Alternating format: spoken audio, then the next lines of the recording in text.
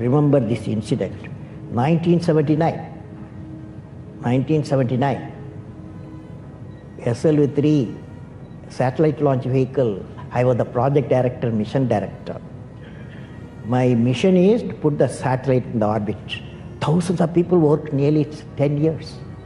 I reached the Sriharikota and it's in the launch pad. Countdown was going on.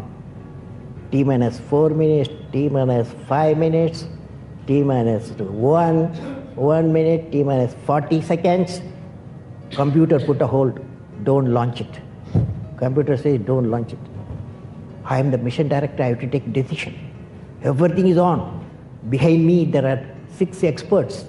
They saw computer database coming in and screen, and they see the pictures in the screen. They said there's a problem.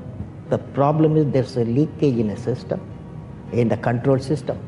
But immediately calculation, no problem. We have got sufficient fuel and oxidize for control system is controls the rocket to the required attitude, and we can go ahead. Now, of course, my expert's view, but I took the decision. Problem is mine. Finally, I took a decision. I bypassed the computer. I launched the system. Okay, I launched the system. This fellow went. First stage worked is a 4-stage rocket, and second stage got mad. It went to spin. Instead of putting the satellite in the orbit, it put in the Bay of Bengal. 1979, it was a failure. It was a failure. First time I experienced my failure. How do you manage the failure?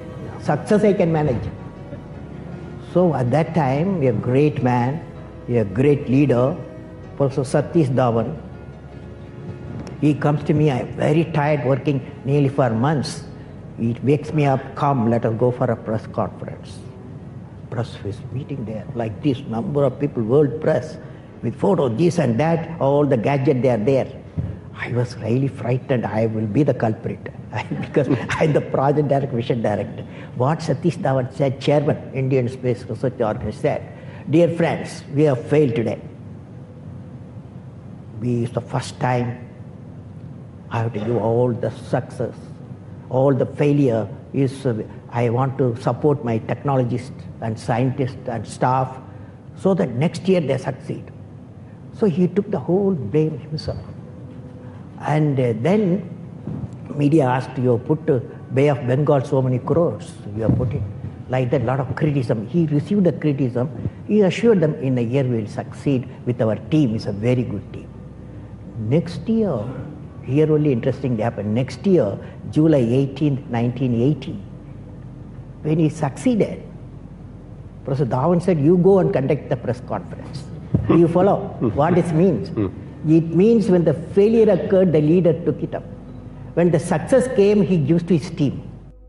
Great lesson, which no university taught me, no book taught me, but that one person, that institution taught me such a big lesson. How to manage success, most importantly the failure. How to live a good life, how to live a beautiful life without thinking which country you belong, without thinking which religion you belong, without thinking which language you belong, without thinking which caste you belong. You represent the indomitable spirit of a man. Wherever there is indomitable spirit of man, the man succeeds, the woman succeeds, the village succeeds, the state succeeds, the country succeeds, the world succeeds. The indomitable spirit.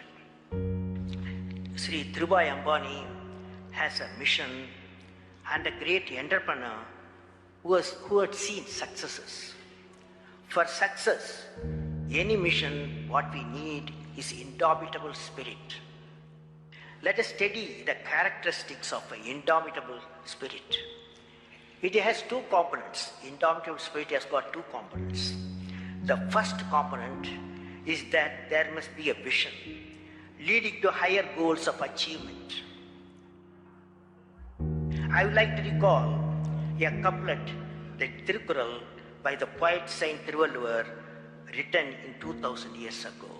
It means that whatever may be the depth of the river or lake or pond, whatever they may be the conditions of the water, the lily flower always comes out of and blossoms. Similarly, if there is a definite determination to achieve a goal, even if it is impossible to achieve, the man succeeds. This is one of the component of the indomitable spirit. The second one, that many of us have gone through large programs and projects. We would have experienced the success is not in sight, and there are many hurdles. Hurdles created by man, hurdle created by the nature of the program, hurdle created by the technology. All this is possible in a major program like what wealth generation. It means that successful leaders can never be defeated by problems. They become the master of the situation and they defeat the problems. I want the young people to understand how to manage the failure. Because any task you do, you have to come across problem. Problem should not become the captain of the individual or the project chief. The project chief should become the captain of the problems and defeat the problem and succeed. Learning gives creativity. Creativity leads to thinking. Thinking provides knowledge. Knowledge makes you great. History has proven that those who dare to imagine the impossible are the ones who break all the human limitations. In every field of human endeavor, whether science, medicine, sports, arts or technology, the names of the people who imagined the impossible are engraved in our history. By breaking the limits of their imagination, they change the world. You take C.V. Raman, you take Newton, you take Einstein, you take Chandrasekhar. By breaking the limits of their imagination, they change the world. If you want to be discoverers, if you want to be innovators, I am going to give you what type of characteristic you must have. Invention and discoveries have emanated from creative minds that have been constantly working and imagining the outcome. The telephone, he was imagining the outcome in the mind. With imaging and constant effort, all the forces of the universe work for that inspired mind, thereby leading to invention and discoveries. I learned every youth wants to be unique. Every youth wants to be unique. That is you. Every youth wants to be unique. That is you. But the world around you is doing its best day and night to make you just everybody else. Now, the question is whether you want to be you or everybody else. You want to be you? Not everybody else. Now, if the question being like everybody else is convenient at the first glance, but not satisfying in the long vision. The challenge, therefore, my young friends, is that you have to fight the hardest battle. You have to fight the hardest battle which any human being can ever imagine to fight, and never stop fighting until you arrive at your destined place. That is the unique you. To get the unique you, it's a big battle. The battle means you don't need to take a gun. The battle means you have to have 4 unique things. 4 unique tools you must have in that battle. One is you have to set the goal. The second one is acquire the knowledge continuously.